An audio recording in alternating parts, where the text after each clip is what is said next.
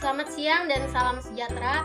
Perkenalkan, nama saya Toding Intan dengan NIT 18624-013 Prodi KPNKA.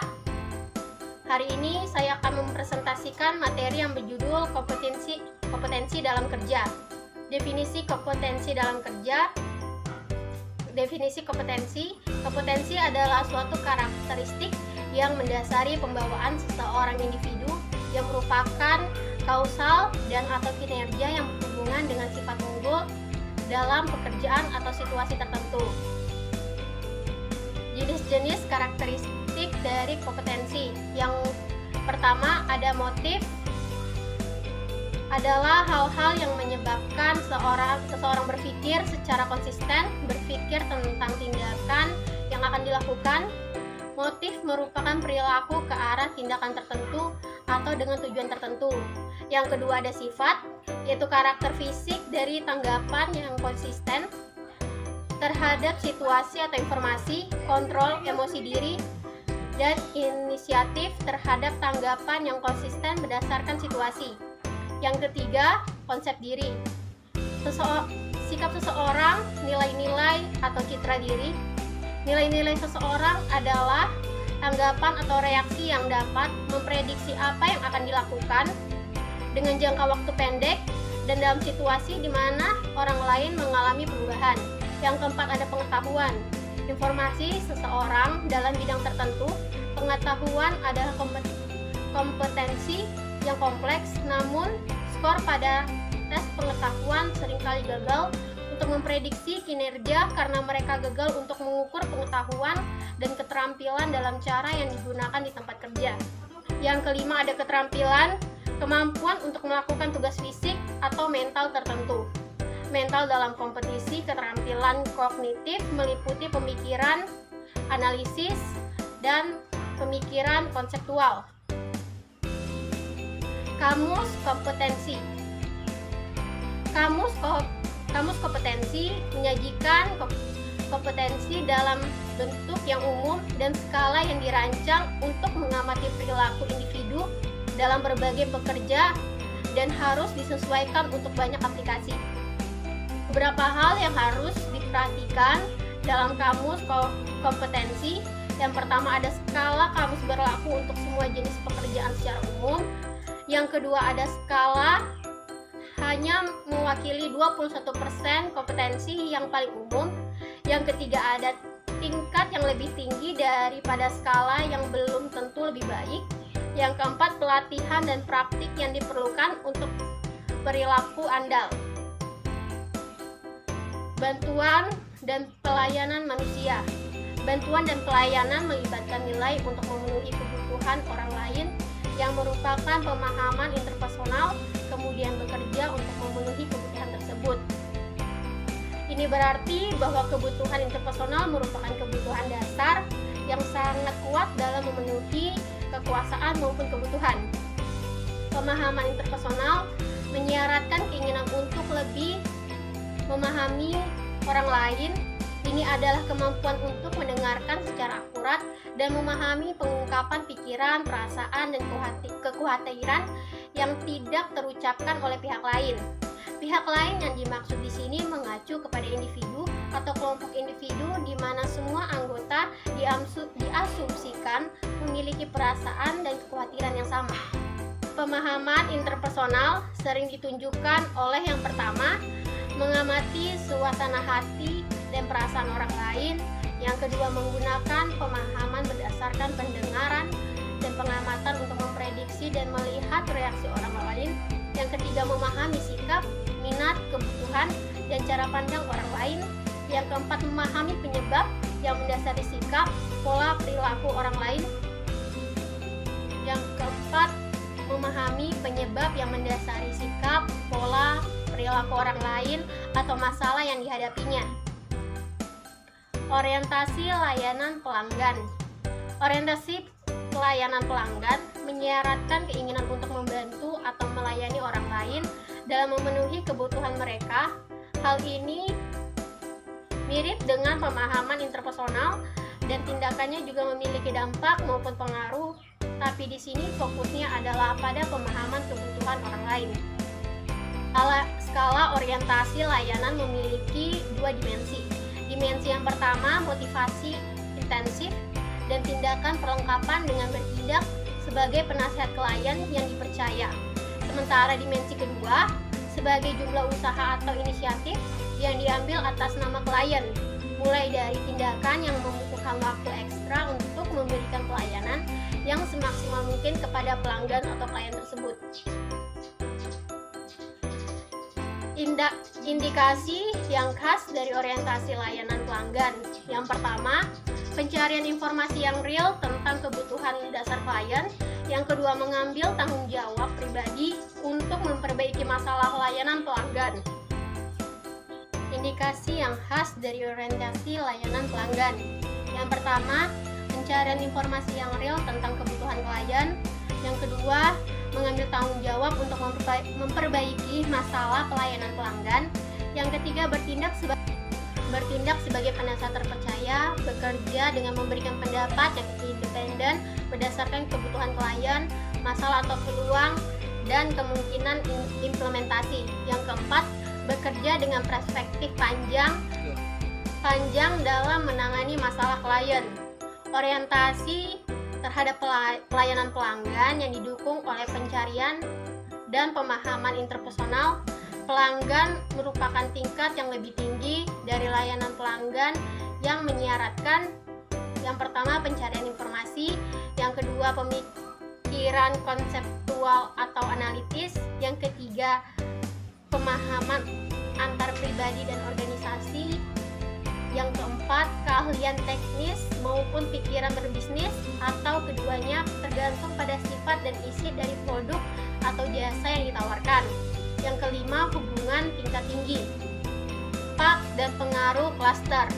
Dampak dan pengaruh memiliki dua dimensi. Dimensi yang pertama menjelaskan jumlah dan komplementasi tindakan yang diambil untuk mempengaruhi orang lain, mulai dari prestasi dalam hal mengatur strategi perusahaan yang dilibatkan beberapa hal ataupun orang lain. Dimensi yang kedua menjelaskan pertimbangan luasnya dampak dari satu orang ke orang yang lain maupun lingkungannya. Ketika dampak dan pengaruh digunakan pada individu lain yang telah didukung oleh interpersonal, hal ini menyebabkan kondisi yang sulit atau tidak mungkin untuk mempengaruhinya lagi secara efektif dan konsisten tanpa memahami orang lain itu terlebih dahulu. Indikator umum dari dampak dan pengaruh. Yang pertama, mengantisipasi efek dari pembicara terhadap tindakan orang lain. Yang kedua, membandingkan alasan, data, angka, dan fakta. Yang ketiga, menggunakan contoh konkret sebagai alat bantu visual, demonstrasi, dan lain-lain. Yang keempat, membangun koalisi politik, membangun dukungan untuk ide-ide brilian. Yang kelima, memberikan atau mendapat informasi dalam rangka mendapatkan efek tertentu. Yang keenam, menggunakan keterampilan kelompok untuk memimpin atau mengarahkan kelompok. Kesadaran organisasi. Kesadaran organisasi mengacu pada kemampuan individu untuk memahami hubungan kekuasaan dalam organisasi sendiri dengan organisasi lain, dan pada tingkat yang lebih tinggi, posisi organisasi pada lingkungan yang lebih besar. Dimensi utama dari skala kesadaran organisasi adalah kompleksitas atau kedalaman pemahaman mengenai jumlah faktor-faktor individu yang diperhitungkan dalam memahami suatu organisasi. Indikator khas dari kesadaran organisasi. Yang pertama, memahami struktur informasi organisasi. Yang kedua, mengetahui kendala-kendala apa saja yang dialami organisasi dalam waktu tertentu. Yang ketiga, mengakui dan menangani masalah-masalah yang mendasar peluang atau kekuatan politik yang mempengaruhi organisasi. Hal penting bagi kesadaran organisasi adalah mencari informasi termasuk observasi, bertanya secara langsung atau tidak langsung, dan berbagai teknik yang digunakan untuk menguji hipotesis. Kemampuan manajerial. Kompetensi manajerial adalah bagian khusus dari kompetensi yang memiliki dampak dan pengaruh dalam mengungkapkan keinginan atau niat untuk melakukan hal tertentu. Mengembangkan orang lain adalah versi khusus dari dampak dan pengaruh, di mana tujuannya adalah untuk mengejar atau mendorong pengembangan satu dan beberapa orang lainnya. Dimensi utama dalam mengembangkan orang lain adalah intensitas dan kelengkapan tindakan untuk mengembangkan orang lain, mulai dari menjaga ekspektasi positif mengenai potensi orang lain untuk mempromosikannya atas dasar keberhasilan atau pengembangan dirinya. Dimensi kedua, menggabungkan antara orang yang dikembangkan dan hubungan mereka dengan pembicara, mulai dari mengembangkan suatu bahwa untuk mengembangkan supervisor atau pelanggan, kemudian mengembangkan kelompok besar pada tingkat yang lebih kompleks. Perilaku umum yang mengekspresikan perkembangan orang lain meliputi: yang pertama ada mengekspresikan harapan bahkan dalam kasus sulit. Yang kedua, menunjukkan arah dan demonstrasi dengan alasan sebagai strategi pelatihan. Yang ketiga, mengembangkan umpan balik negatif dalam perilaku pribadi dan mengungkapkan harapan positif untuk kinerja masa depan atau saran untuk perbaikan. Yang keempat, mengidentifikasi pelatihan yang sesuai atau kebutuhan perkembangan atas menetap program baru untuk memenuhi kebutuhan itu. Kompetisi kognitif berfungsi sebagai versi intelektual dari inisiatif kerja individu yang datang dengan pemahaman tentang situasi tugas, masalah, kesempatan, atau pengetahuan. Berpikir analitis adalah memahami situasi permasalahan secara terpisah menjadi potong-potongan yang lebih kecil atau melacak implikasi dari situasi itu dengan langkah demi langkah secara kasual. Indikator pemahaman umum dalam berpikir analitis meliputi: yang pertama, menetapkan tugas-tugas sesuai dengan prioritasnya. Yang kedua, memecahkan masalah yang kompleks menjadi bagian-bagian yang dapat dikelola secara sistematis. Yang ketiga, mengakui beberapa penyebab kemungkinan kejadian atau beberapa konsekuensi dari suatu tindakan. Yang keempat, mengantisipasi hambatan dan berpikir ke depan tentang langkah-langkah yang akan diambil. Yang kelima, menggunakan beberapa teknik analisis untuk mengidentifikasi beberapa solusi dan menimbang plus minus dari masing-masing solusi tersebut. Pemikiran konseptual adalah memahami situasi atau masalah dengan meletakkan potongan-potongan dari gambar besar. Ini termasuk mengidentifikasi pola atau hubungan antara situasi yang terkait tidak jelas, mengidentifikasi isu-isu kecil atau yang mendasari dalam situasi yang kompleks. Perilaku umum dari pemikiran konseptual meliputi: yang pertama, menggunakan aturan secara sederhana, mengungkapkan akal sehat dan pengalaman masa lalu untuk mengidentifikasi masalah atau situasi yang sedang terjadi.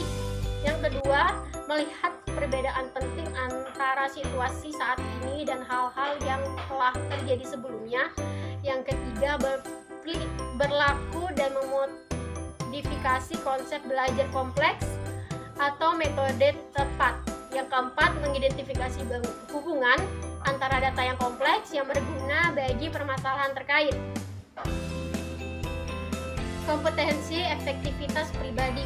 Kompetensi efektivitas pribadi merupakan karakteristik umum dari perilaku. Kompetensi ini mengontrol efektivitas kinerja individu ketika berhadapan dengan kesulitan maupun tekanan lingkungan kerja.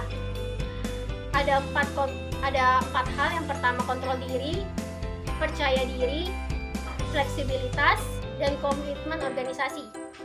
Sekian presentasi dari saya. Terima kasih. Selamat siang.